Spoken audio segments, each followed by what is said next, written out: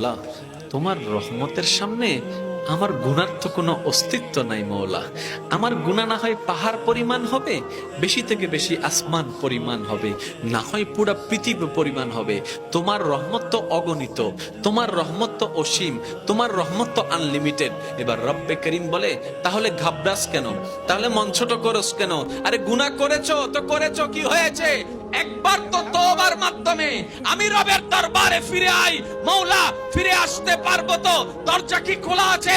রব্বে করিম বলে, মরণের আগ পর্যন্ত, কিয়ামতের আগ পর্যন্ত, সূর্য পশ্চিম আকাশে ওঠার আগ পর্যন্ত দরজা খোলা আছে, দরজা খোলা আছে, দরজা খোলা আছে। এবার বান্দা বলে, মওলা 24টা ঘন্টার কোন টাইমে আসলে সেই দরজা খোলা পাবো? রব্বে করিম বলে, আরে ব্যাংকের দরজা খোলা থাকে নির্দিষ্ট সময়ে, অফিস আদালতের দরজা খোলা থাকে নির্দিষ্ট সময়ে, এমনকি ঘরের দরজাও খোলা থাকে নির্দিষ্ট সময়ে, এর বাইরে যাই না। কিন্তু তোর রবের দরবার এমন একটা দরবার, 24টা ঘন্টার যেই কোনো মুহূর্তে তুই আসবি, তোর রবের দরবার তোর জন্য খোলা থাকবে। সুবহানাল্লাহ।